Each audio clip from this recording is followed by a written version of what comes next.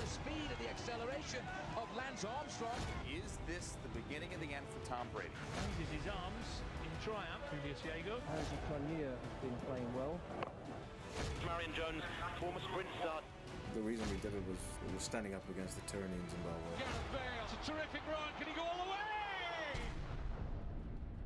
Good evening and welcome to Seriously Sport, the show that will tackle all the hard-hitting points across the globe and, of course, the African continent when it comes to sport.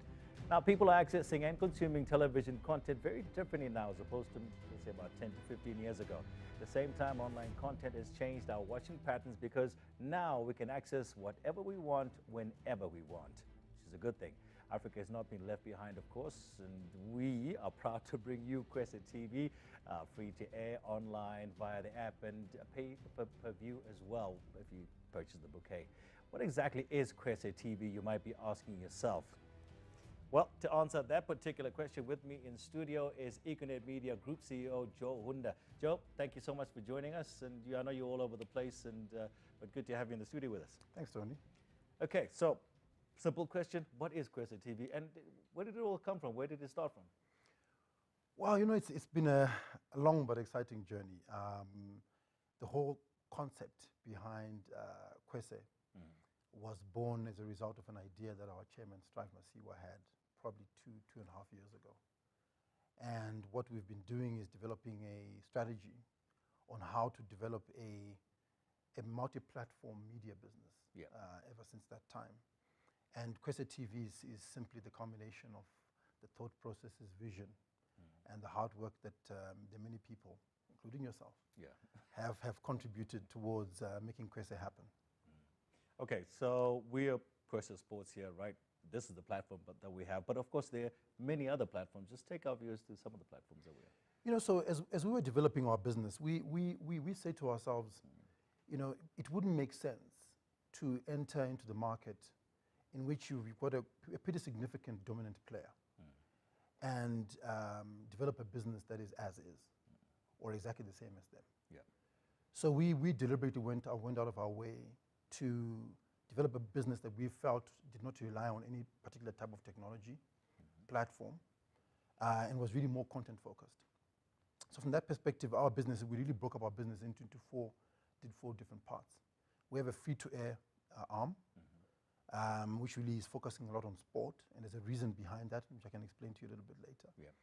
We have a satellite television, which is traditional TV consumption over a satellite dish with a decoder, which decodes the signal, and you're able to watch content on your TV. But the two more innovative things that we've done is that we've put a lot of emphasis on mobile. Mainly because of the genesis of Econet Group as a company is a mobile telephony. And there was a realization that we need to create products that feed the telecom ecosystem around Africa. So that's the third part of our business. The fourth part is broadband. One of the trends we've been seeing over the last couple of years is a significant increase in the number of connected homes. And and as broadband costs become cheaper and cheaper, more people are able to access the internet through their home. So we've created a separate product called Kwese Play, which focuses purely on broadband homes. If you go, overseas to outside of Africa, you're going to find a lot of people watching on their phones. They can be watching TV series they've downloaded, they've kept it on their phone, on the tubes and on the trains and so forth. Do you think we're heading that way in Africa? Absolutely. If you look at internet consumption in Africa in general, when you look at the statistics, you find that the internet in itself, the access to the internet, has really proliferated over the last 10 years. But almost 80 to 90% of internet consumption is through the mobile phone.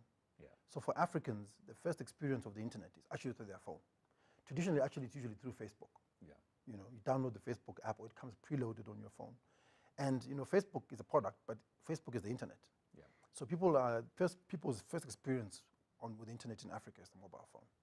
And what we're seeing, however, which is interesting for us as a business, is the increase of smartphones within the mobile phone ecosystem. So right now we're looking at almost 200 million smartphones in Africa, growing at 20% per annum. So this could mean that by 2020 we could have 500 million smartphones in Africa. So it was quite important for us to create a business around this. It's so lovely, the numbers of cell phones, you know, the population is increasing, people are younger, all those stats, beautiful. But the cost of connectivity has been the biggest bugbear in Africa. Absolutely. At Econet side, in terms of the cellular side of Econet, you know, what are we doing as a company to actually, you know, to change that, to make it easier for people to be online and to well, you know, consume our content? no, that's a very good question, and I think this is absolutely the issue. You know, the lower and lower the cost of broadband or 3G or LTE networks is, the more we'll see people consuming content or video through their mobile phone. Excuse me. So, and we're actually seeing a nice trajectory of decreases of the data costs across the continent. And I think there is a massive realization by the telecom companies that if they don't reduce the cost of data, they're going to lose out.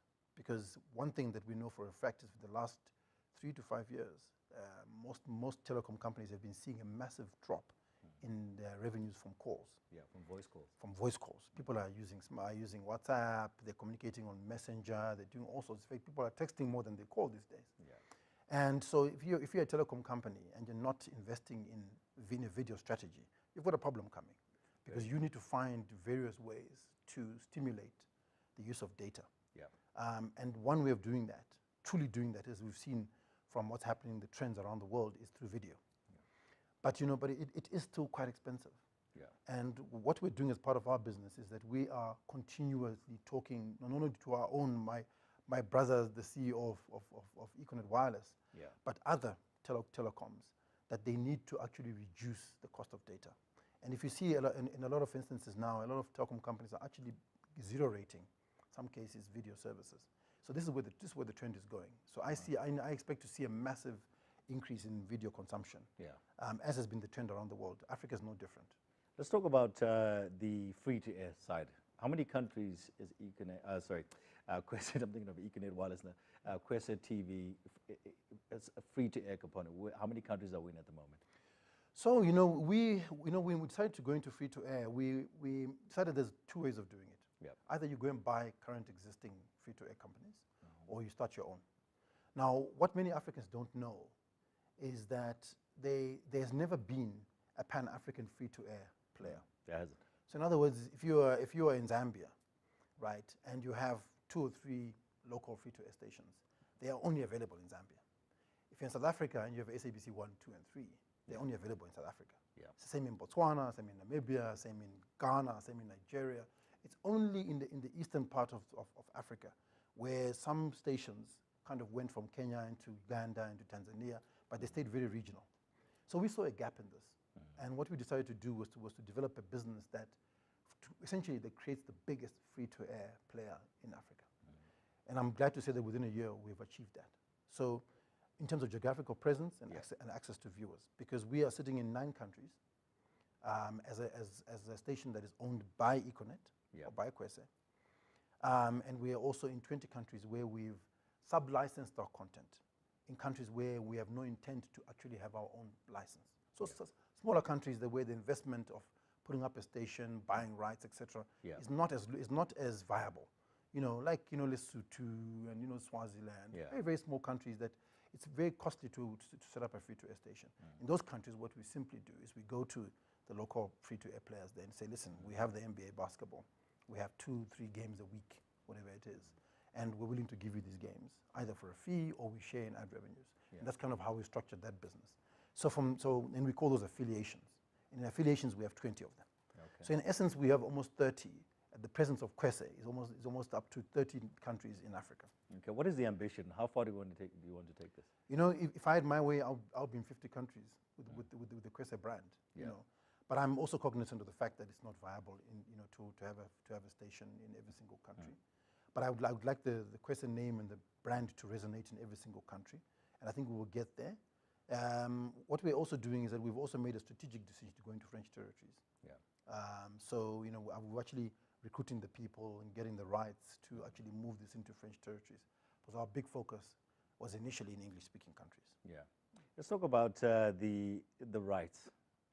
I mean, a lot of people, are used to putting on the TV, whether you want to watch sport. We're in Kwese Sport at the moment. I want to watch whatever I want to watch. And people at home don't understand that whoever's showing that content at that point has got rights to that content for a particular amount of years, a particular time period. Right. Where do we stand as Kwese? If we also, let's talk about football. We've got the Premier League that we're showing one game a week on free-to-air, on Kwese Free Sports. Right. How long do we have that for? And just take us through how it works when acquiring rights to certain sports. That's a very, very important and very good question, because it's a very misunderstood part of our business. But you're absolutely correct. This doesn't work just on sport, but with all content. Yes. And in essence, content is created in terms of sport, by federations. Yeah. So swimming has its own federation. Yeah. Football in every country has got its own federation. Darts. Darts have got their own federation, and they've got world champions and tournaments. And so every single sporting discipline has a federation, and the federations traditionally hold the worldwide rights to that sport. Yeah. So the swimming federation has the worldwide rights for swimming, and what they do is that they often sell these rights to broadcasters around the whole world, and these rights are sold for a period of time. But not everybody, not every single discipline decided one day to sell their sports right on the same day. Yeah. So what could have happened is that somebody who's a little bit more forward-looking decided to go into television first. So let's say tomorrow you and I started a sport. Yeah. And it becomes very popular, and we decided, listen, we can get even more popular by having the sport on television. Yeah. We can then start make the rights available today. And if someone comes along and buys the rights, we give them a 3-year period to hold those rights. So come 2020, end of March, those rights expire. But before they expire, we will, as an organization, the two of us, we say to ourselves, we need to put this thing back to tender again. And whoever comes to go and bid for the rights comes. It might not necessarily be the ones that bought it the last time. Yeah. But someone else starts a sport tomorrow, their rights start at a different time. So what you find is that all these different sports disciplines have got different start and end times.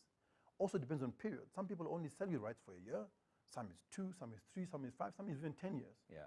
So depending on when these rights expire is when they become available for us to even bid for them. Are we in a good position to bid for some of the major sporting events? Absolutely, absolutely. So I'll give you a good example. We've just finished the Olympics. We bid for that. Yes. Right? And we've won certain rights to the Olympics. We bid for FIFA about 3 months ago. Yeah. Those rights were available 3 months ago. And we won exclusive rights for free-to-air for the World Cup, for the 2 next World Cups. And we've won non-exclusive rights for pay television. We've also won Euros, the tournament and the qualifiers. Yeah. And so on and so on and so on. We won the NBA. Those were some of our first set of rights. Yeah. We have the Copa del Rey that we show on air as well. Yeah. So all these different rights come up for renewal, and when they do, we've put extremely competitive bids. Yeah. And I'm glad to say that 90% of the time we've won the rights, either away from our competition, or if our competition was not competing, whoever it is that was out there. Yeah. So we're in a very good position to acquire more and more sports rights. And as they come up, the Premier League is coming up, yep. UEFA Champions League is coming up, and so on and so on and so on. And every time that happens, we will always put in a good bid.